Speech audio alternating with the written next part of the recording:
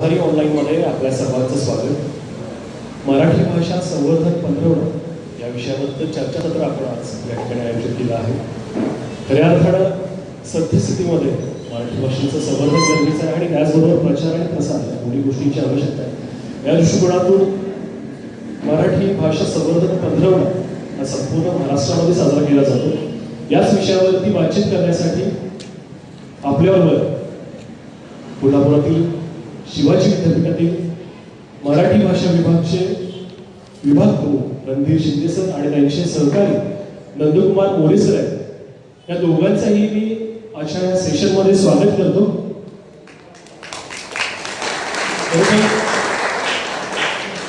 महाराष्ट्राचा आपण जर विचार केला तर मला वाटतं प्रत्येक 10 किलोमीटरवरती भाषा ही बदलत असते. मराठी भाषा ही तुम्ही विदर्भामध्ये बघितला तर वेगळ्या प्रकारची बोलली जाते, कोकणामध्ये वेगळ्या प्रकारची आणि कोल्हापुरी भाषेचा लहेजा सुद्धा वेगळा असतो. खऱ्या अर्थानं प्रांतवार रचनेमध्ये भाषिक रचना झाल्या आणि त्यानुसार राज्य विकसित झाले आणि या राज्यांमध्ये प्रत्येक भाषेविषयीची आत्मीयता जी आहे ती आत्मीयता व्यक्त होती. परंतु आपण पाहताय महाराष्ट्रानं प्रत्येक वेळेला गोष्टी स्वीकारल्याच, त्यामध्ये इंग्रजी हिंदी भाषा ज्या आहेत त्या नेहमीच स्वीकारत आपण गेलो. मुंबईचा विचार जर केला तर सर्व भाषिक सर्व धर्मीय लोक या मुंबईमध्ये राहतात. खऱ्या अर्थानं सद्यस्थितीचा जर विचार केला तर मराठी भाषेवरती काही विदेशी शब्दांचं सुद्धा आक्रमण चालू आहे असं मला हरकत नाही. आणि त्याच दृष्टिकोनातून आपली जी मूळ भाषा आहे ती जपली पाहिजे, हाच उद्देश घेऊन मराठी भाषा संवर्धन पंधरवडा साजरा केला जातो. आणि आज याच विषयावरती चर्चा करण्यासाठी आपण या ठिकाणी उपस्थित आहोत. पुन्हा एकदा रणधीर शिंदे सर आणि नंदकुमार मोरे सर यांचं मी स्वागत करतो. आणि त्याचबरोबर आजचा हा कार्यक्रम आपण घेतोय कोल्हापुरातील यशवंतराव चव्हाण KFC कॉलेज कोल्हापूर येथे. त्यांचं सुद्धा मी आभार व्यक्त करतो. आज 11वीचे विद्यार्थी या ठिकाणी हा कार्यक्रम पाहण्यासाठी उपस्थित आहेत. खऱ्या अर्थानं भावी पिढीपर्यंत ही गोष्ट पोहोचली पाहिजे, त्या दृष्टिकोनातूनच हा 15वडा जो आहे तो साजरा करतोय. त्याचं एक समाधान सुद्धा आहे. खरं तर प्रत्येक नागरिकाबरोबरच आपली सर्वांची जबाबदारी आहे भावी पिढीपर्यंत मराठी भाषा जी आहे ती सर्वांगीण विकास करण्यासाठी पोहोचली पाहिजे आणि त्या दृष्टिकोनातूनच आज आपण चर्चा करतो. कार्यक्रमाच्या सुरुवातीलाच रणधीर सर माझ्याबरोबर आहेत. त्यांना मी या संवर्धन पंधरवडा जो आहे त्याचा उद्देश काय आहे आणि शासन स्तरावरती कोणत्या कोणत्या कार्यक्रमाचं आयोजन करतात याविषयी आपण त्यांच्याकडून जाणून घेऊ. नमस्कार सर्वांना. नमस्कार आरंभी. दैनिक पुढारी प्रयोग सोशल फाउंडेशन आणि यशवंतराव चव्हाण महाविद्यालय कोल्हापूर यांच्या संयुक्त विद्यमाने मराठी भाषा पंधरवडा दिनानिमित्तानं एक वेगळा अशा प्रकारचा विद्यार्थ्यांशी संवाद आयोजित केला आहे. Doctor Nandkumar More sir, Vikram Reddy sir, doctor Prashant Nagavkar, Vatsarkar madam, doctor Vinita Shinde या महाविद्यालयातील सर्व प्राध्यापक आणि विद्यार्थी मित्र 14 जानेवारीपासून 28 जानेवारीपर्यंत मराठी भाषा संवर्धन पंधरवडा महाराष्ट्रभर साजरा केला जातोय. अर्थात भाषेविषयीची सजगता आणि या प्रकारचे विवेक अशा प्रकारचं भान सामाजिक जीवनाने आणि सार्वजनिक जीवनामध्ये पसरावं अशा एका हेतूनं राज्य शासनाच्या पातळीवरती या प्रकारचा एक अभिनव अशा प्रकारचा उपक्रम गेली काही वर्ष राबविला जातो आहे. आणि त्याचाच एक भाग म्हणून महाराष्ट्रभर शासनाच्या वतीनं महाविद्यालय, विद्यापीठं किंवा अनेक सार्वजनिक संस्था इथं मराठी भाषा संवर्धन पंधरवडा साजरा केला जातोय. आपण जर पाहिलं की भाषेकडं ज्या पद्धतीनं गंभीरपणानं किंवा विवेकीपणानं पाहायला पाहिजे तशा प्रकारचा एक अभाव आपल्या सामाजिक जीवनामध्ये पाहायला मिळतो. कारण ज्या 10-20 वर्षांपासून ज्या प्रकारच्या गतिकाळामध्ये आपण वापरत आहोत आणि जग एक वैश्विक खेळ झाला असं आपण म्हणतो. एका बाजूला विज्ञान तंत्रज्ञानाची अपरिमित अशा प्रकारची गवडदौड चालू आहे आणि तंत्रज्ञानाच्या माध्यमातून भाषेचं एक मिक्स कोडिंग, एक सर्विसरीची भाषा तुमच्या आमच्यापर्यंत पोहोचते आहे. आणि म्हणून ज्या भाषेला एक प्रदीर्घ काळाचा इतिहास लाभलेला आहे, त्याला एक संपन्न वारसा लाभलेला आहे. 5व्या शतकापासून मराठी भाषेचं अस्तित्व रूप होतं असं विका राजवाडेने म्हटले होतं आणि त्याचे लिखित आणि शिलालेखातले पुरावे आणि म्हणून 8व्या-9व्या शतकांपासून आणि प्रत्यक्ष 11व्या-12व्या शतकापासून लिखित वाङ्मयाची एक समृद्ध परंपरा मराठी भाषेला लाभलेला आहे. आणि प्रत्येक माणसाचे निजगुण म्हणून भाषेच्या चिन्हाकडे आपण पाहतो, आपण भाषेत विचार करतो, भाषेत अनेक प्रकारच्या म्हणजे आपण स्वप्न देखील भाषेमध्ये पाहतो. तर भाषा ही त्या समाजात एक फार महत्त्वाची खूण आहे आणि या भाषेविषयी सजगता यावी, त्याविषयी मराठी भाषेच्या विकासासाठी, संवर्धनासाठी, वाढीसाठी आणि वृद्धीसाठी लहानांच्या पासून थोरांच्यापर्यंत सर्वांनी सामुदायिक आणि कृतीच्या पातळीवरती प्रयत्न करायला पाहिजे. अशा प्रकारची एक जाणीव या प्रकारच्या भाषा पंधरवड्या निमित्ताने मराठीतल्या अतिशय उत्तम ग्रंथांचं वाचन, लेखक कवींची भेट करणं असेल, मुलाखतींचा संवाद असेल किंवा मराठी भाषेतल्या ज्या वाङ्मयीन अशा काही सांस्कृतिक वैभवाच्या आणि विरासतीच्या खुणा आपल्या अवतीभवतीच्या पाहायला मिळतात. आपण भाषा इतकी हलगर्जीपणानं, निसर्डी स्वरूपामध्ये निष्काळजीपणानं खूप वापरतो. ज्या पद्धतीचं मोबाईल नावाचं यंत्र आपल्या हातामध्ये आलं आणि या मोबाईलनं आपल्या मेंदूचा, डोळ्यांचा आणि बोटांचा ताबा घेतलेला आहे. आणखी काही 20-25 वर्षांनी मला माहीत नाही, पण माणसं किंवा मराठी भाषिक माणसं किंवा कुठल्याही भाषेतली माणसं चिन्ह किंवा लिपीमध्ये व्यक्त व्हायला खूप कमी. कारण आज सुद्धा पहा आपण मोबाईलद्वारे किंवा ज्या प्रकारचं संभाषण, ज्या प्रकारचा संवाद, खुणांची भाषा, चिन्हांची भाषा आणि व्हिज्युअल दृश्य माध्यमामध्ये खूप मोठ्या प्रमाणामध्ये व्यक्त होतोय. खूप दीर्घ पल्ल्याचं आपण बोलत नाही. आपल्या विचार करण्याच्या पद्धतीवरती, भावना अभिव्यक्तीवरती खूप आक्रस किंवा संकोचलेला भाषिक प्रदेश झालेला आहे. आणि म्हणून खूप वेळ माणसं, मुलं, तुम्ही सुद्धा पहा, कुटुंबातल्या माणसांशी किती वेळ गप्पा मारता, आई वडिलांशी किती गप्पा मारता, मित्रांशी किती गप्पा मारता, बहीण भावंडांशी किती गप्पा मारता. दूरच्या अमेरिकेत काय चाललंय याच्याशी मात्र तुमचं सतत लक्ष असतं. मुंबईमधल्या चित्रपट क्षेत्रामध्ये काय चाललेलं आहे, कोण अभिनेता, त्याचं काय झालं किंवा त्याचं एक दिवसभर जो एक हृदय बातम्यांचा आपल्या कानावर आदळत असतो आणि आपलं लक्ष, मेंदू, डोळे, भाषा सगळी त्या क्षेत्रावर. आणि भाषिक रूपं किती वेगानं या सांस्कृतिक रासपर्वामध्ये लोटली जात आहे. अगदी 50-1 वर्षापूर्वीची भाषा किंवा बरेच जण महाविद्यालयातले भाषेचे विद्यार्थी तुकारामांचा अभंग, ज्ञानेश्वरांचा अभंग हा आपल्या भाषेतला नाही म्हणतात, ते संस्कृत भाषेतला आहे म्हणतात. इतका आपला भाषेचा लागावाला तुटलेला आहे की एकेकाळी इतकी संपन्न अशी देशी आणि खूप आपल्या भाषिक पर्यावरणाचं एक वेगळं भान देणारं भाषिक एक खूण असते आणि त्याचा एक मोठा ऐवज आपण काही एक प्रमाणामध्ये गतविस्मृत करतो आहोत. तर ह्या स्मृतिभ्रंशाचा जो एक आपल्याला आजार काहीसा लागला आणि अवतीभोवतीच्या सामाजिक खूप इंग्रजी शब्दांचा वापर आपण करतो, हिंदी शब्दांचा वापर करतो आणि आपल्या मुळातले, माझ्या मातीमधल्या, माझ्या सभोवतालच्या, माझ्या जगण्यातला अविभाज्य अपरिहार्य भाग जी भाषा आहे ती काहीशी आपण निष्काळजीपणानं दूर ठेवतो आहे. तर याचं एक सार्वजनिक जीवनामध्ये आणि आपल्या मराठी भाषिक समूहामध्ये मराठी भाषेविषयीचे समज आणि त्याचं एक विवेकी भान अधिक सर्वांगीणपणाने यावं यासाठी हा भाषिक पंधरवडा आयोजित केला जातो. आणि गेले 10-1 दिवस यासंबंधी महाराष्ट्रभर विविध उपक्रम चालू आहेत आपल्या महाविद्यालयामध्ये आणि आपणही याच्यामध्ये सहभागी आहात. या काळामध्ये म्हणजे शब्द कसे निर्माण होतात, भाषा कशी निर्माण होते, श्रेष्ठ खांडेकरांची एखादी कादंबरी असेल, भालचंद्र नेमाड्यांची कादंबरी असेल, अमुक एक लेखक अमुकच एक शब्द का निवडतो, का बेसतो, त्याचं संयोजन या प्रकारचं का करतो, किंवा एखादी भाजीवाली बाई असेल, ती खेड्यातली असेल पण तिच्या भाषेमध्ये जो एक रिदम असतो, नाद असतो आणि तिचं म्हणून त्या भाषिक पर्यावरणाचं एक पैस असतो, तो ज्या पद्धतीनं ती सजीवाती वाहता ठेवते. तर भाषेविषयीचा कान अधिक तीव्र, अधिक संवेदनशील करणं आणि ते कृतीमध्ये आणणं, बोलणं, लिहिणं, वाचणं याविषयी भाषेची एक अतिशय सजग जाणीव तुम्हा आमच्यामध्ये निर्माण व्हावी यासाठी हा पंधरवडा आयोजित केला जातो. संयोजकांनी प्रश्न समोर दिल्यामुळं जोड देऊन बोलतो. पुढारी सोशल फाउंडेशन आणि कोल्हापुरातील महानगरपालिकेचे यशवंतराव चव्हाण महाविद्यालय यांच्या संयुक्त विद्यमाने हा अतिशय चांगला उपक्रम मराठी भाषा पंधरवड्यानिमित्त इथं आयोजित होतोय. डॉक्टर रणजित शिंदे सरांनी मराठी भाषा पंधरवड्याची प्रस्तुतता काय आहे या संदर्भानं आपल्यासमोर जे मुद्दे मांडले त्याच्याशी धरूनच मी पुढे बोलतो की आपल्या सगळ्यांना माहीत आहे की मराठी माणसाचं राज्य भारतामध्ये दिल्लीपासून तंजावरपर्यंत होतं. महादजी शिंदेंच्या रूपानं दिल्लीची गादी जवळपास मराठ्यांच्या ताब्यात होती. म्हणजे ते गादीवर जरी बसलेले नसले बादशाह म्हणून तरी बादशहाचं त्याच्याशिवाय काय चालत नव्हतं.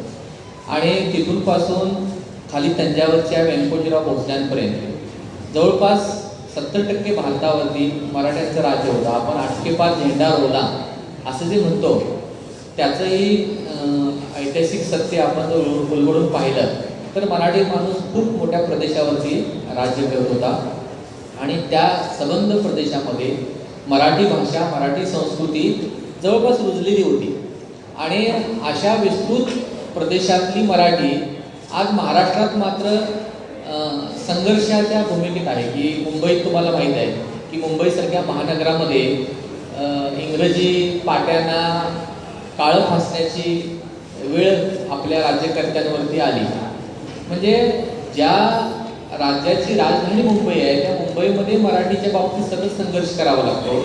इथून पासून महाराष्ट्रामध्ये वाढत राहिलेल्या इंग्रजी माध्यमाच्या शाळा आणि शहरातच नाही तर हे लोन अतिशय खेडोपाडी झिरपलेला आहे. आपल्याला माहीत आहे की आता सीमा भागाचा संघर्ष हा मराठी भाषिक माणसांसाठीचा संघर्ष सुरू आहे. म्हणजे सीमा प्रदेशातली जी काही जवळपास 600वर गावं आहेत ही गावच नाही तर आपण थोडंसं इतिहासात डोकावून पाहिलं तर आपल्याला एक मोठं वास्तव समोर येतं. उदाहरणार्थ छत्रपती शिवाजी महाराजांचे वडील शहाजीराजे हे बेंगलोरमध्ये 25 वर्षे स्वतःचा दरबार भरवत होते. जरी ते रुडारताना विजापूर दरबाराचे सेनापती असले, नोकर म्हणून काम करत असले तरी त्यांचं एकूण कार्यशैली त्यांची आणि कर्तृत्व राजासारखी होती. आणि तत्कालीन काव्य राधा माधव विलास चंपूसारखं जर आपण मनपूर्वक वाचलं तर त्यांच्या राज्यकारभाराची सगळी जंत्री आपल्या समोर येते की ते 36 विद्वान आपल्या दरबारी ठेवून होते. म्हणजे हे विद्वान कोणते होते तर कन्याकुमारीपासून काश्मीरपर्यंतचे विद्वान होते. आणि त्यांच्या दरबारामध्ये 30-35 भाषांची रेलचेल होती. नुसतं मराठीच नाही म्हणजे स्वतः शहाजीराजांना 14 भाषा अवगत होत्या असं जयराम पंडे सांगतात. म्हणजे त्या काव्यामध्ये ते सांगतात.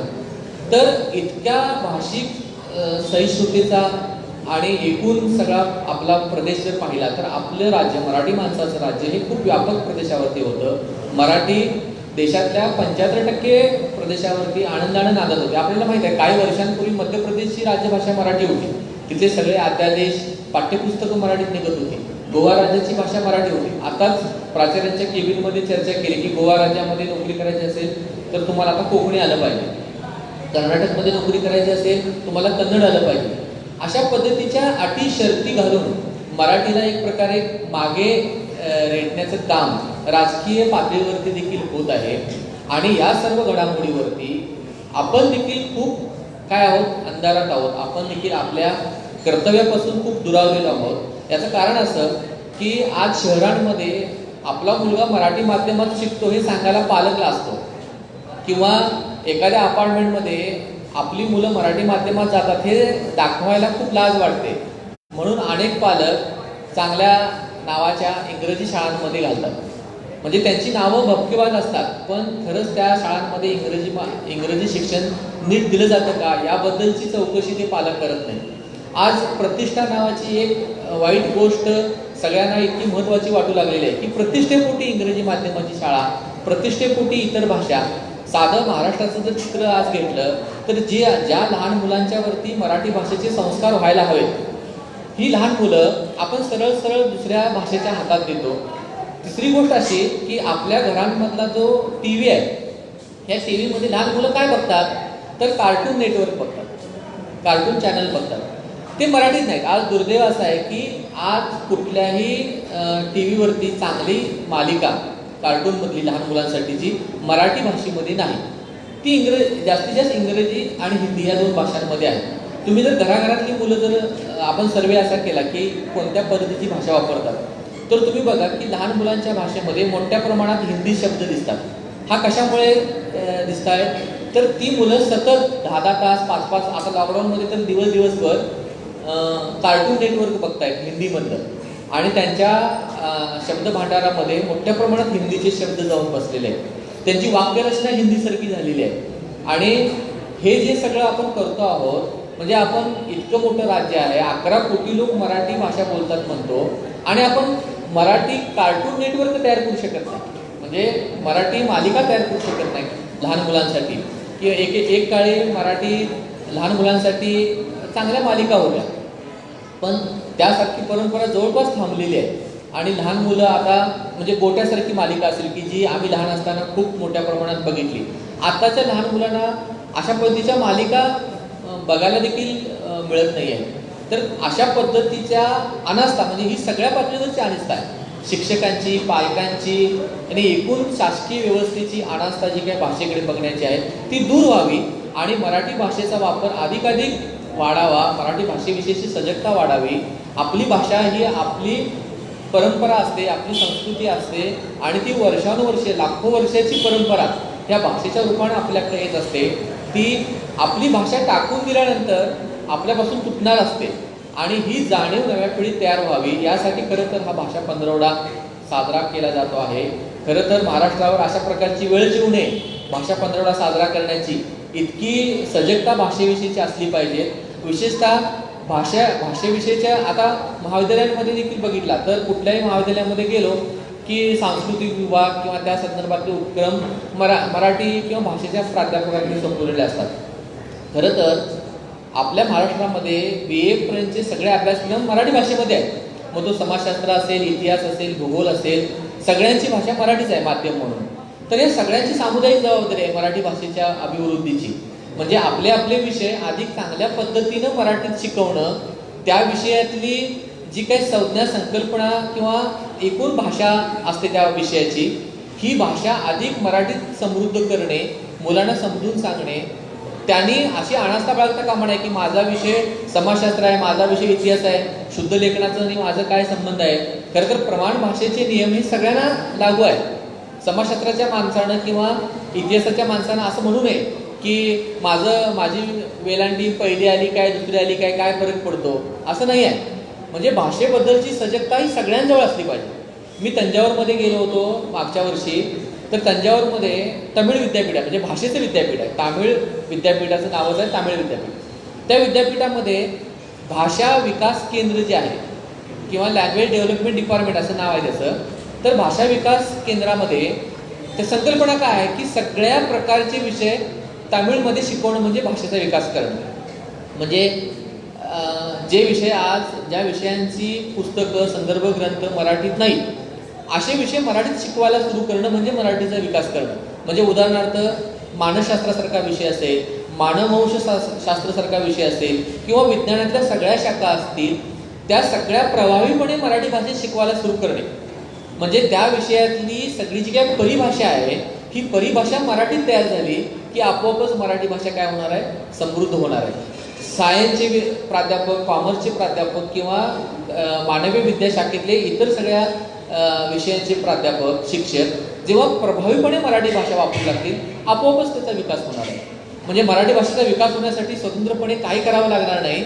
आपलं समोरचं काम फक्त नीट करणे, सुव्यवस्थित करणे, आपण काय करतो त्याचं भान ठेवणे म्हणजेच मराठी भाषेचा विकास होणार आहे. त्यासाठी वेगळं काही जाणीवपूर्वक करण्याची गरज मला तरी वाटत नाही. धन्यवाद. आज राष्ट्रीय पर्यटन दिवस सुद्धा आहे. या पर्यटन दिवसाच्या अनुषंगाने जर विचार केला तर बरेचसे विदेशी लोक आहेत, काही दुसऱ्या राज्यातील लोक आहेत जे मराठी भाषा शिकण्यासाठी महाराष्ट्रामध्ये येत असतात. पर्यटनाच्या अनुषंगाने जर विचार केला तर अमराठी माणसांना मराठी भाषा शिकण्यासाठी आणि कुठल्या गोष्टी केल्या पाहिजेत, अशी कुठली यंत्रणा आहे का जी अमराठी माणसांना मराठी चांगल्या प्रकारे शिकवू शकतो? रणधीर सर काय सांगतात? एक परभाषिक लोकांना मराठी भाषा शिक्षणासाठी आधीपासून प्रत्येक काही ठराविक शहरांपुरतं मर्यादित अशा प्रकारचं आहे. प्रशासकीय अधिकाऱ्यांना ज्यावेळेस तिथं त्यांची IAS अधिकाऱ्यांना वगैरे ती स्थानिक भाषा येणं आवश्यक असतं. त्यामुळे तिथल्या मराठी शिक्षकाकडनं मराठी भाषा शिकते. एक जिज्ञासेची गोष्ट म्हणजे गेल्या 2-3 वर्षांपूर्वी हिंदी सिनेमामध्ये अभिनेते आमिर खान एका लिमय नावाच्या एका मराठी शिक्षकाकडनं ते मराठी शिकले. अनेक वेगळ्या निमित्तानं पर्यटक असतील किंवा अधिकारी असतील, अनेक परभाषिक लोक महाराष्ट्रामध्ये येतात. त्यावेळेस काही छोटे अभ्यासक्रम काही संस्थांनी, मुंबई पुण्याच्या, विशेषतः पुण्याला डेक्कनचं जे पश्चिमी भाषा केंद्र आहे तिथं युरोपीय किंवा अमेरिकेतल्या विद्यार्थ्यांसाठी मराठी भाषा शिक्षणाचा एक कोर्स आहे. ते दरवर्षी कोल्हापूर परिसरामध्ये सुद्धा देखील पाहिले जातात. अगदी कनेरी मठ किंवा विद्यापीठ पाहतात आणि प्रत्यक्ष व्यवहारामध्ये म्हणजे ते भाजी मार्केटमध्ये जातात आणि खरेदी विक्री या पद्धतीने कोणते शब्द बोलतात, संवाद कशा प्रकारचे असतात, काही घटना किंवा काही चित्र आकृत्या देऊन त्यांना मराठी भाषा शिकवली जाते. कारण त्यांचं पूर्व किंवा भूतकाळ हा मराठी भाषेमध्ये जडणघडण झालेला नसतो आणि अशा विद्यार्थ्यांना केवळ व्याकरण किंवा ग्रंथ स्वरूपाचा ऐवज देऊन चालत नाही, तर त्यांना प्रत्यक्ष संवाद स्वरूपाची भाषा असेल, प्रत्यक्ष व्यवहारामध्ये कोणत्या प्रकारची वाक्य संवाद बोलतो या प्रकारचा काही अभ्यासक्रम दिला जातो. मराठीतले एक फार महत्त्वाचे लेखक भालचंद्र नेमाडे हे लंडनला ज्यावेळेस प्राध्यापक होते त्यावेळेस त्यांनी तिथल्या इंग्रजी भाषिकांसाठी काही मराठी भाषिकांचं काही स्वयंअध्ययन पुस्तिका तयार केल्या होत्या. तर असं काही हैदराबादला तो तशा प्रकारचा अभ्यासक्रम आहे, मुंबईमध्ये आहे आणि आज भाषा इतक्या भाषेचं क्षेत्र इतकं विस्तारलेलं आहे. त्यामुळे कोणतीही भाषा तुम्हाला आंतरजालावरनं काही यूट्यूबवरनं किंवा याच्यावरून खूप माहिती तुम्हाला मिळू शकते आणि ते प्राथमिक स्वरूपाचं ज्ञान असतं की लगेच ती भाषा शिकला आणि तुम्हाला ग्रंथ निर्मिती करता येईल अशा प्रकारची ती गोष्ट नसते.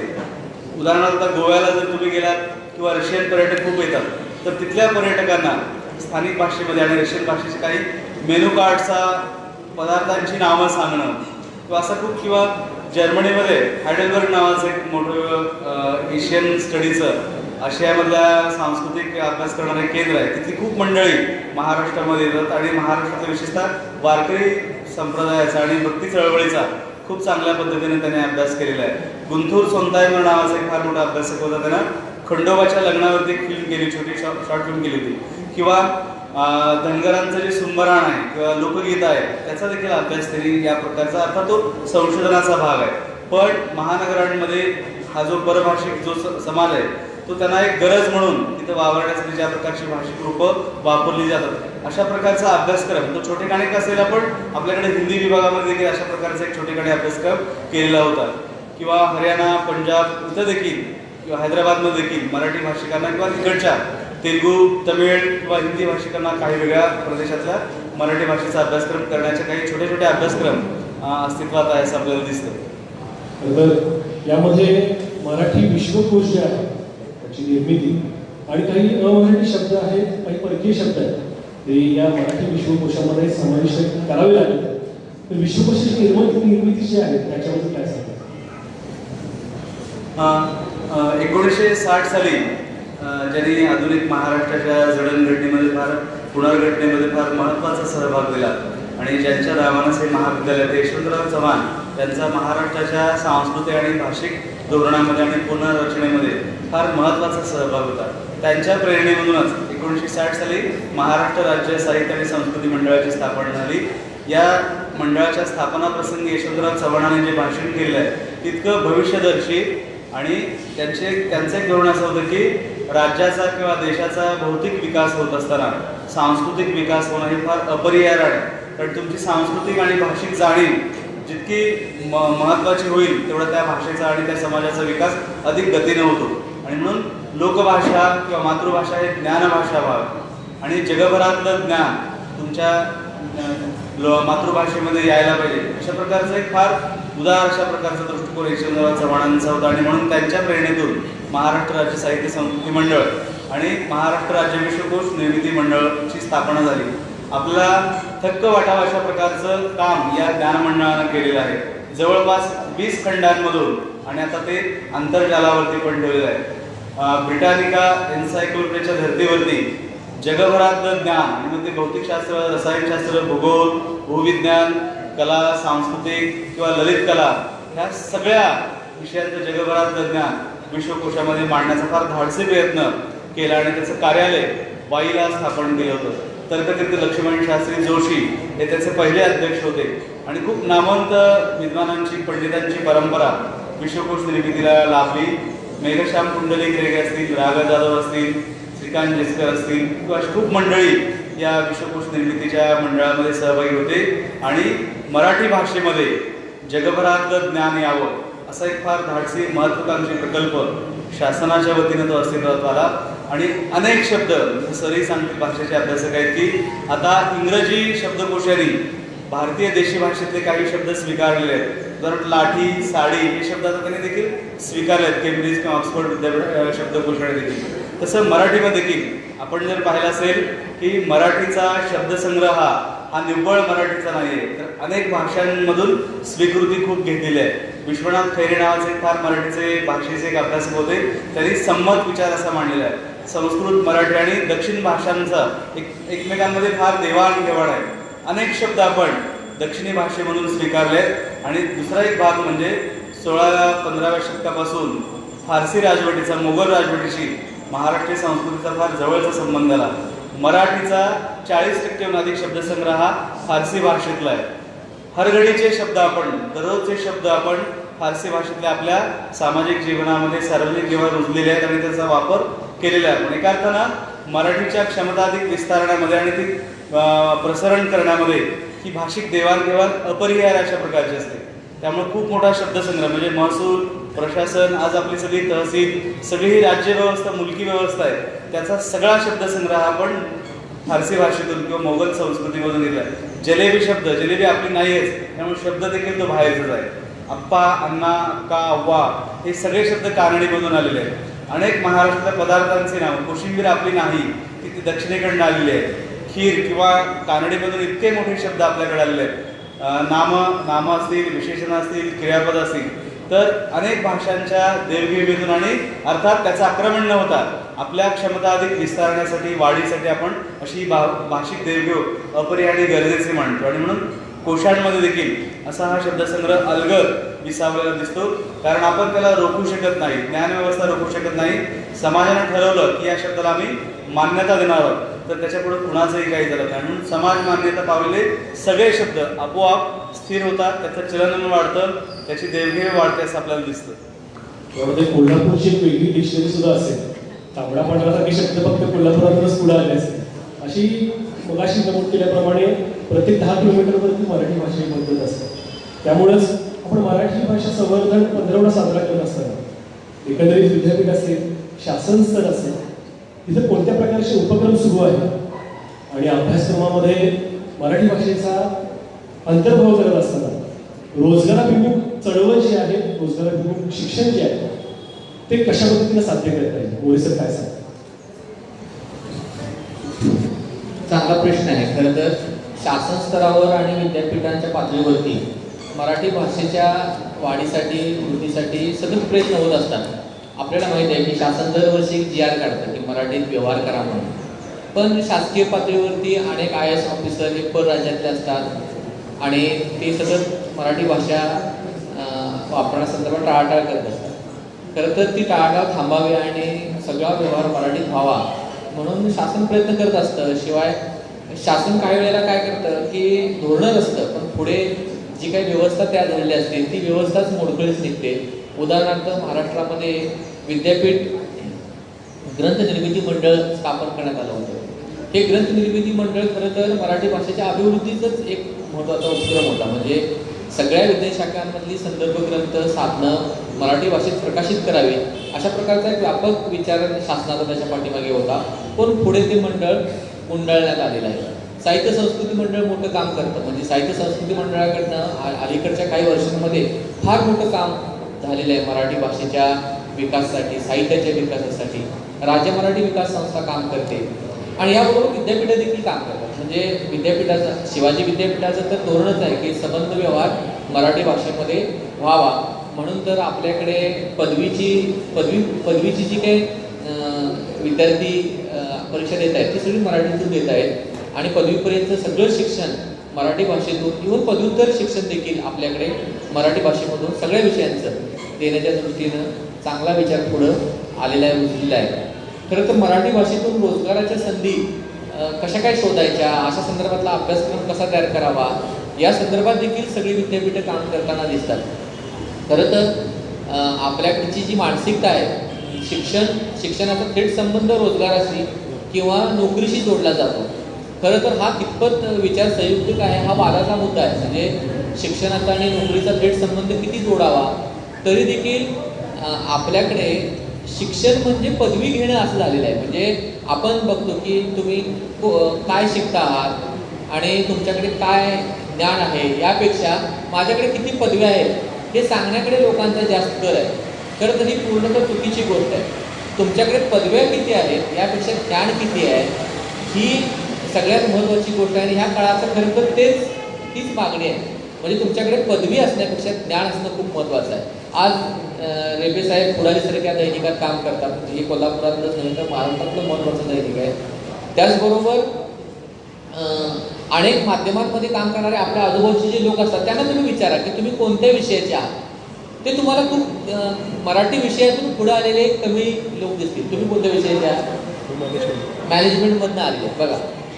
म्हणजे तुम्हाला हे चित्र दिसेल. मग तुम्हाला असं चित्र दिसलं असलं पाहिजे की सगळ्या माध्यमांमध्ये, सगळ्या TV वरती, सगळ्या वर्तमानपत्रांमध्ये मराठी भाषेची माणसं दिसायला पाहिजे होती किंवा जर्नलिझमची माणसं दिसायला पाहिजे होती. पण चित्र तसं दिसत नाही. याचं कारण असं की हे जे लोक काम करतात ह्यांच्या कंपन्या आहेत आणि या कंपन्यांना चांगली माणसं पाहिजे असतात, ज्ञानी माणसं पाहिजे असतात, ज्यांच्याकडे ज्ञान आहे, ज्यांच्याकडे चांगली भाषा आहे ती लोक पाहिजे असतात. त्यामुळे आज मराठी भाषेतून मी MA झालो म्हणजे मी मराठीतला खूप मोठा तत्त्वज्ञानी झालो किंवा मोठा विद्वान झालो असं अजिबात नाही आहे. खरं तर मराठी भाषा अभ्यासक्रम शिकत असताना तुम्ही मराठी भाषा किती तन्मयतेने अवगत केलेली आहे, तुमची लेखन कौशल्य कशी विकसित केलेली आहे, तुम्ही किती वाचलेलं आहे. खरं तर अलीकडची मुलं वाचतच नाहीत. लक्षात घ्या, तुम्ही कोणत्याही क्षेत्रामध्ये जा, आता इतकी मुलं समोर बसलेली आहेत, त्यांना सगळ्यांना आजच्या कार्यक्रमाचा फायदा होईल. खरं तर तुम्ही वाचलं पाहिजे. कोणताही विषय असू दे तुमचा, तुम्हाला जे आवडत आहे ते सगळं वाचलं पाहिजे. मग तुम्ही मराठीत वाचत असाल तर अधिक चांगली गोष्ट आहे, कारण तुमची मराठी तुमच्या वाचनानं सुधारणार आहे. तुम्ही जितकं वाचाल तितकी तुमची मराठी सुधारणार आहे. आणि मराठी सुधारणं म्हणजे काय, तर तुमच्याकडे मराठी भाषेतले चांगले चांगले शब्द येणं, मराठीतली चांगली चांगली वाक्य तयार करता येणं, तुमचा विचार, तुमच्या ज्या काही कल्पना आहेत त्या अधिक चांगल्या पद्धतीनं मांडता येणं. बघा, तुम्हाला जर सांगितलं आम्ही की 5 मिनिटं बोला, तर तुम्हाला 5 मिनिटं बोलता येत नाही. का येत नाही? कारण तुमचे विचार तुम्हाला चांगल्या पद्धतीनं मांडता येत नाहीत. कारण तुमचं वाचन कमी असतं, कारण तुमच्याकडे शब्द कमी असतात. तुमचं जेव्हा वाचन वाढत जाईल, तुमची पुस्तकांची मैत्री होईल, तेव्हा आपोआपच तुमची भाषा काय होणार आहे, समृद्ध होणार आहे. तुमच्याकडे शब्दसंग्रह चांगला येणार आहे. शब्दाला पर्यायी शब्द असतात, म्हणजे त्याला समानार्थी शब्द म्हणा तुम्ही किंवा पर्यायी शब्द म्हणा, की एका शब्दाला 5, 7, 10, 15, 20 पर्यायी शब्द असतात आणि प्रत्येक शब्दाची एक लहान अशी अर्थछटा असते, ती एकमेकांशी जोडत नाही. म्हणजे उदाहरण सांगतो की काही कवी ढग म्हणतात, काही कवी आकाश म्हणतात, काही कवी नभ म्हणतात. त्या प्रत्येक शब्दाची जागा आहे. या नभाने या भुईला दान द्यावे असं नादो महानोर म्हणतात. त्या ठिकाणी तुम्ही शब्द बदलून बघा. नभाच्या ठिकाणी ढग म्हणून बघा. या ढगाने असं म्हटलं की त्यातली सौंदर्य हानी होते, त्या वाक्याची सौंदर्य हानी होते. आणि ही सौंदर्याची हानी तुमची भाषा थोडीशी काय करते, बिघडवते. तुम्हाला अधिक चांगल्या पद्धतीनं, अधिक सौंदर्यपूर्ण, अधिक अर्थपूर्ण जर वाक्य वापरायचे असतील तर तुम्हाला चांगले चांगले शब्द माहिती असले पाहिजे. एका शब्दाचे सगळे पर्यायी शब्द माहिती असले पाहिजे. आणि अशा प्रकारचं ज्ञान ज्या मुलांकडे आहे त्यांना रोजगार आहे, त्या मुलांना नोकरीची संधी आहे, त्या मुलांना तुम्हाला बोलवून नोकरी दिली जाईल. अलीकडे बघा, संपादकीय क्षेत्रामध्ये इतक्या महाराष्ट्रात प्रकाशन संस्था आहेत, त्या प्रकाशन संस्थांकडे चांगले संपादक भेटत नाहीत, चांगले पत्रकार मिळत नाहीत, कारण त्यांना चांगलं लिहिता येत नाही, त्याची दृष्टी नसते. पत्रकाराकडे संवेदनशीलता असावी लागते. समाजातल्या लहान मोठ्या घटना घडामोडींच्या बाबतीत त्याला मन आईचं करावं लागतं की आपण ही गोष्ट कशी पाहावी, कशी बघावी, हे पत्रकाराकडे एक दृष्टी असावी लागते. तरच तो काय करतो, त्या हृदयानं ती घटना बघून तिच्याविषयीचं एक भाष्य वर्तमानपत्रात लिहू शकतो. ते लिहिण्यासाठी चांगली भाषा असावी लागते, चांगली दृष्टी असावी लागते, संवेदनशीलता असावी लागते. ती कमी होत चाललेली आहे. आणि म्हणून आज पत्रकारांना वानवा आहे, संपादक मिळत नाही आहेत, शुद्ध लेखन तपासणारे चांगले प्रूफ रीडर मिळत नाही. खरं तर तुम्हाला, आणि प्रूफ रीडरपेक्षा DTP म्हणजे मराठी, आता बघा प्रत्येकाकडे मोबाईल आहे, प्रत्येकाच्या घरी कॉम्प्युटर आलेला आहे, लॅपटॉप आलेला आहे, पण अनेकांना मराठी टायपिंग करता येत नाही. खरं तर ही सगळी कौशल्य तुम्हाला अवगत असल्याशिवाय तुम्हाला नोकरीची, रोजगाराची संधी नाही आहे. भले तुम्ही इंजिनियर व्हा, भले तुम्ही उद्या इंजिनियर व्हा, तुम्हाला उदाहरण सांगतो की आमच्या विभागामध्ये तन्मय केळकर नावाचे एक इंजिनियर काही कामानिमित्त येतात. ते चांगली मराठीची पुस्तकं लिहितात. त्यांना 14 भाषा येतात. आता तुम्ही म्हणाल ते स्वतः इंजिनियर आहेत. कोण आहेत? कॉम्प्युटर इंजिनियर आहेत आणि त्यांना 14 भाषा येतात. तर त्याच्या कंपनीमध्ये त्याचा भाव इतका वधारलेला आहे की त्याला अनेक देशांमध्ये पाठवलं जातं कारण त्याला भाषा येतात. अनेक लोकांशी भेटायला पाठवलं जातं कारण त्याला भाषा येतात. त्याला इतरांपेक्षा जास्त पगार दिला जातो कारण त्याला भाषा येतात. म्हणजे भाषा जास्त येणं, भाषा चांगली येणं हे तुम्हाला जास्त पैसे मिळवून देणारी गोष्ट आहे. तुम्हाला युनिकोडचा वापर करता आला पाहिजे. आता रेबे साहेब म्हणाले की वर्तमानपत्र असतील, आता शिंदे सरांनी विश्वकोशाची इतकी माहिती चांगली सांगितली, तर विश्वकोशामध्ये किंवा विकिपीडियासारख्या मुक्त ज्ञानकोशामध्ये तुम्हाला जर वावरायचं असेल तर तुम्हाला युनिकोड आलं पाहिजे. युनिकोड म्हणजे काय? तर तुमच्या मोबाईलमध्ये जो मराठी टंक आहे त्याला युनिकोड म्हणायची. कारण तुम्ही बघा व्हॉट्सॲपवरती एक मेसेज लिहिता, तो दुसऱ्या मोबाईलमध्ये जसाच तसा जातो. ह्याला युनिकोड म्हणायचं. म्हणजे तुमचा टंक जगभरात फिरतो. तुमचा टंक जेव्हा जगभरात फिरतो तेव्हा तुमचा विचार जगभरात फिरतो. तुमचा विचार जगभरात फिरवायचा असेल, तुमची भाषा जगभर पोचवायची असेल तर तुम्ही सगळ्यांनी युनिकोडचा वापर वाढवला पाहिजे. कॉम्प्युटरवरती, मोबाईलवरती तुम्ही रोमन लिपी वापरून मराठी लिहायचं नाही. आजपासून सगळ्यांनी शपथ घ्या की मी मराठी देवनागरी लिपीनच लिहीन. मग तुमची मराठी भाषा काय होणार आहे? वाढणार आहे. ती जास्त लोकांपर्यंत पोहोचणार आहे. तुम्ही मराठी भाषा रोमन लिपीमध्ये लिहायला लागला तर तुमची मराठी भाषा जास्त लोकांपर्यंत पोहोचणार नाही. तुमचा विचार जास्त लोकांपर्यंत पोहोचणार नाही. त्यामुळे अशा पद्धतीनं जर तुम्ही विचार केला तरच तुमच्या मराठी भाषेचा विकास होणार आहे. तुम्हाला रोजगाराच्या संधी मिळणार आहे. तुम्ही तुमच्या मोबाईलवरती गुगलला बिट्स नावाची एक कंपनी आहे ती सर्च करा. संदीप नुलकर नावाचा मराठी माणूस त्या कंपनीचा मालक आहे की ज्या कंपनीमध्ये पुण्यात 600 अनुवादक काम करतात. म्हणजे अनुवादाच्या क्षेत्रामध्ये काम करणारी मराठी माणसाची एक मोठी कंपनी आहे की ज्या कंपनीचे जगातल्या 6 ते 7 देशांमध्ये कार्यालय आहे. मोठ्या प्रमाणात काम चालतं. म्हणजे त्या विषयावरती बोलायचं झालं तर एक वेगळा मुद्दा सांगावा लागेल की शरद पवार जेव्हा मुख्यमंत्री होते तेव्हा बारामती MIDC त्यांनी विकास करण्यासाठी घेतलेली होती आणि तिथं जर्मन कंपनी म्हणजे त्यावेळी हे संदीप नुलकर तुमचं पुस्तक देखील आहे. तुम्ही त्या पुस्तकामधला तो किस्सा वाचू शकता. तुमच्यासारखे विद्यार्थी होते. नुकताच फर्ग्युसन कॉलेजमधनं BA झाले होते आणि BSc झाले होते आणि BSc करता करता जर्मन भाषा शिकले होते आणि जर्मन कंपनी बारामतीमध्ये आली. दुभाषेचं काम करण्याची संधी त्यांना मिळाली आणि तिथून त्यांच्या व्यवसायाची वाढ झाली. तर अशा प्रकारच्या रोजगाराच्या संधी तुम्ही एक काम करता करता अधिक गोष्टी शिकला तरच मिळू शकते. धन्यवाद. उदाहरण मुद्दामून द्यायचं मराठी चित्रपटांचा जर विचार केला तर दादा कोंडकेंनी जे काही चित्रपट काढले त्याच्यामध्ये एका शब्दाची 2 अर्थ जे आहेत डबल मिनिंग जे म्हणतात त्याची ख्याती त्यांची होती त्यांच्या चित्रपटांची. त्याच्याकडं नकारात्मकतेनं आपण बघतोय पण खरा जर विचार केला खरी भाषा दादा कोंडकेंना समजली असेल त्यामुळेच एका शब्दामध्ये 2 अर्थ जे आहेत ते त्यांनी शोधून काढले. खऱ्या अर्थानं मराठी चित्रपटांनी सुद्धा मराठी भाषा जी आहे ती जपली असं म्हणायला हरकत नाही. तर आपल्या सर्वांचा जिव्हाळ्याचा प्रश्न म्हणजे मराठी वाचन चळवळ जी आहे ती कशा प्रकारे समृद्धी केली पाहिजे. आणि मला रणधीर सरांना महत्वाचा प्रश्न जो विचारायचा आहे तो म्हणजे आपण सध्या कोल्हापूरमध्ये कार्यरत आहोत तर कोल्हापूरचं मराठी साहित्यामधलं योगदान कशा प्रकारचं? खूप चांगला आणि आपल्या दृष्टीने फार महत्त्वाचा हा प्रश्न आहे की वाचन संस्कृती संबंधी महाराष्ट्रामध्ये फार काही गंभीरपणानं केलं जात नाही. जगभरामध्ये पुस्तकं वाचण्याच्या चळवळी खूप गतिशील अशा प्रकारच्या आहेत आणि तुम्ही देखील पहा जगभरामध्ये ज्यांनी आपल्या जीवनामध्ये काही अभूतपूर्व अशा प्रकारची कामगिरी केली, एक असामान्यत्व सिद्ध केलं तर ते वाचनामधून आलेलं दिसतं.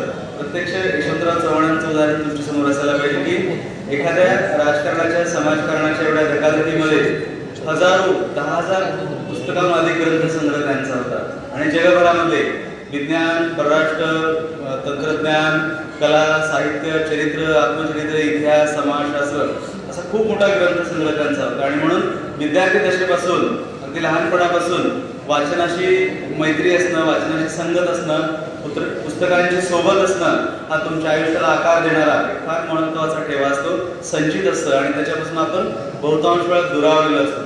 अनेक वाचन संस्कृती, कोल्हापूरमध्ये देखील एक वाचन कट्टा नावाची चळवळ आहे, पण महाराष्ट्रामध्ये खूप शालेय स्तरापासून वाचनाकडे आपण गंभीरपणाने पाहायला पाहिजे. आणि त्याचा एक पोट प्रश्न होता की कोल्हापूरचा वाङ्मयीन संस्कृतीमध्ये काय सहभाग आहे. महाराष्ट्रामध्ये किंवा मराठी वाङ्मयीन परंपरेमध्ये, मराठी भाषिक संस्कृतीमध्ये कोल्हापूरच्या वाङ्मयीन परंपरेचा एक फार महत्त्वाचा ठसा आणि दीर्घकाळ उमटवलेला आहे. त्याच्यामध्ये वर्णन, त्याच्यात गुणदोष किंवा काही भाग असू शकेल, पण ज्याला आपण बहुप्रिय आणि लोकप्रिय अशा लेखकापासून गंभीर लेखकांच्यापर्यंत एक मोठी परंपरा आपल्याकडे पाहायला मिळते. संत परंपरेच्या आधीच्या काळापासून देखील अगदी पन्हाळ्यावरती मोरोपंतांसारखा पंडिती कवी की ज्यांनी महाभारतासारख्या काळावरती भाष्यग्रंथ गेले, 20-22 वर्ष मोरोपंत पन्हाळ्याला होते. संस्कृत पंडितांची एक मोठी परंपरा होती. आणि दुसरा एक महत्त्वाचा भाग म्हणजे 19व्या शतकामध्ये राजाराम महाविद्यालयाची ज्यावेळेस स्थापना झाली, या महाविद्यालयामध्ये भारतातले थोर लेखक, विचारवंत म्हणजे रानड्यांच्या पासून, गोखल्यांच्या पासून, यशवंतराव चव्हाणांच्यापासून खूप मोठी परंपरा राजाराम महाविद्यालयाची, राजाराम यांची आहे. या महाविद्यालयामध्ये म्हणजे ज्यांना मराठीतलं तिसरं ज्ञानपीठ मिळालं, विंदा करंदीकर हे तिथं विद्यार्थी म्हणून हायस्कूलपासून कॉलेजपर्यंत त्यांचं शिक्षण राजाराम महाविद्यालयामध्ये झालं. आणि त्यांच्या आत्मचरित्र एका आत्मपर लेखात त्यांनी असं म्हटले की मी जर राजाराम हायस्कूलमध्ये आणि राजाराम महाविद्यालय आलो नसतो तर कोकणामध्ये भिक्षुकी करत मी फिरलो असतो, पण नव्या जगाची नजर आणि नव्या जगाचा डोळा मला कोल्हापूरला दिलेला आहे. दुसरं ज्ञानपीठ ज्याला मिळालं ते वि. स. खांडेकर, ते देखील कोल्हापूरला दीर्घकाळ त्यांचं वास्तव्य होतं. किंबहुना कोल्हापूर ही त्यांची मोठी कर्मभूमी होती.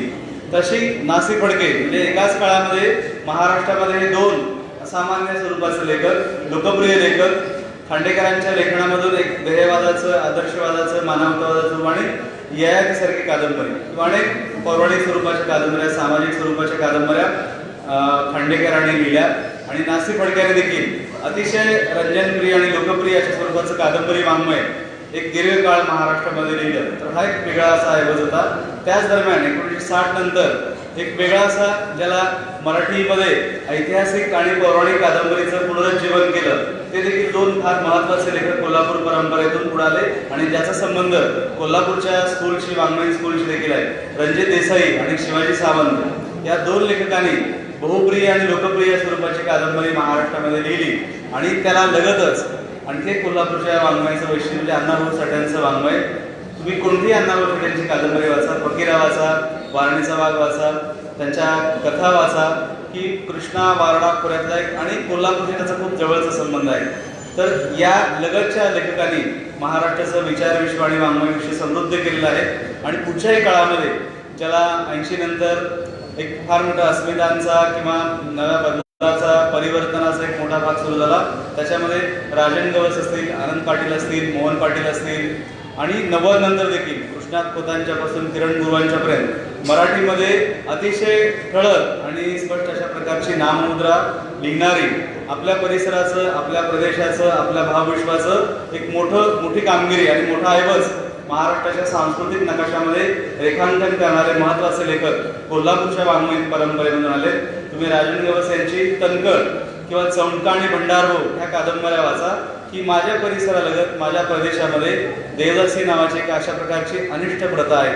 आणि त्याचं ललित स्वरूप कादंबरीमध्ये फिक्शनलाइज स्वरूपाचं एक लेखक ज्या मोठ्या लार्जर पॉईंटमध्ये मांडतो, किंवा नामदेवराव भटकरांसारखे लेखक आहेत. म्हणजे दलित आणि परिवर्तनवादी वाङ्मयाची एक मोठी परंपरा आहे, वैचारिक वाङ्मयाची एक मोठी परंपरा आहे. असं एक प्रागतिक आणि एक महाराष्ट्राच्या मुख्य धारेमध्ये अत्यंत महत्त्वाची अशी नाममुद्रा गुंतणारी कोल्हापूरची वाङ्मयीन परंपरा आहे. या परंपरेमध्ये लिहिते हात होणारे भविष्यामध्ये तुम्ही व्हावं असं मला एक स्वतःला नम्रतापूर्वक वाटतं.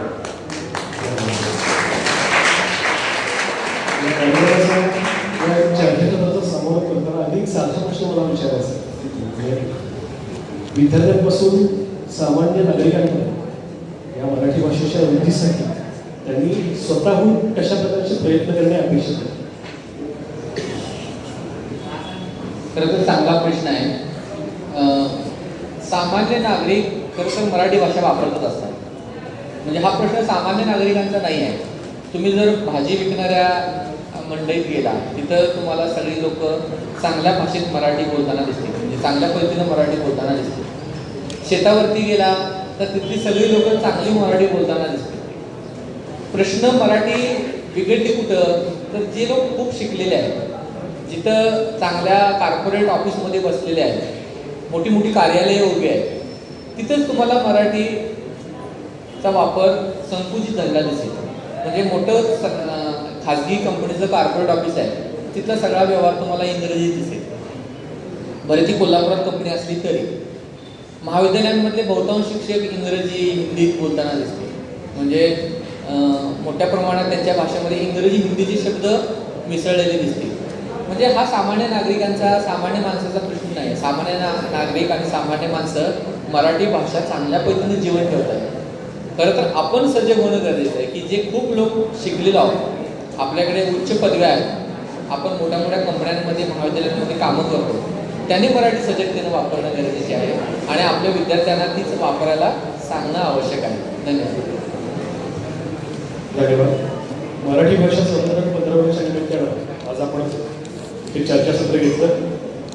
खऱ्या अर्थानं मराठी भाषेच्या जपणुकीसाठी त्याचबरोबर या भाषेचा प्रचार आणि प्रसार व्हावा या संदर्भात शिवाजी विद्यापीठातील मराठी विभागाचे प्रमुख रणवीर शिंदे सर आणि नंदकुमार मोरे सर यांनी अतिशय चांगल्या पद्धतीची माहिती आपल्याला दिली. त्याबद्दल मी रेडी पुढारी संचलित प्रयोग सोशल फाउंडेशन आणि KMC कॉलेज या दोघांच्याही वतीनं आपल्या दोघांचेही आभार व्यक्त करतो.